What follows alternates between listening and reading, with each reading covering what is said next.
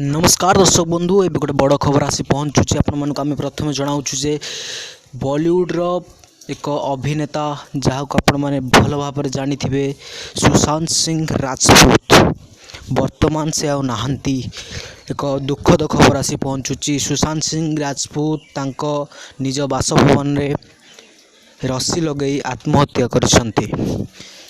यार कारण स्पष्ट हो नथिले ये कथाटी एबे रिसेंट आसी पहुँचुची आपण मानक आम प्रथम जनाऊँ ये कथाटी यार खुलासा पई पुलिस लगी। ये कथा शुणी अनेक अभिनेता अभिनेत्री मर्माहत होइचंती। कहीं एमती कर बसले मात्र 34 वर्ष बयस एमती सुइसाइड कर बसले कौन घटना थिला कौन डिप्रेशन थिले कि नहीं ये सब संपर्क में आगो को तो जना पड़िबो किंतु एबे एक दुखद घटना समस्त को मर्माहत करिछि। आपण माने इनको बहु फिल्म रे देखिसंती। सबुठु बेसी इनको परिचित करथिला MS धोनी मूवीटी आ एमिति केदारनाथ परिका बहुत चलचित्र से करिसंती। आज तांकर एमिति हठात सुइसाइड जहाँ कि समस्त को मर्माहित कर देइछि।